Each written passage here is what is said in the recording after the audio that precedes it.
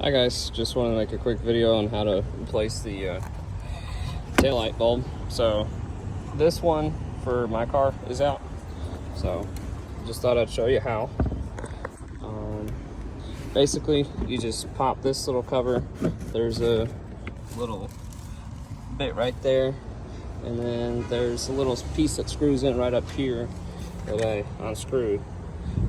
Just you know, turn it to the left until it comes out, and you basically push this in, push these two bits in right there, and it'll pop right out.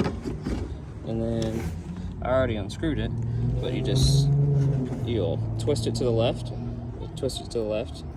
know, counterclockwise, and it'll pop right out. And then you put your new one in, twist it to the right, and just repeat the process, but you know, backwards. So yeah guys, there you go.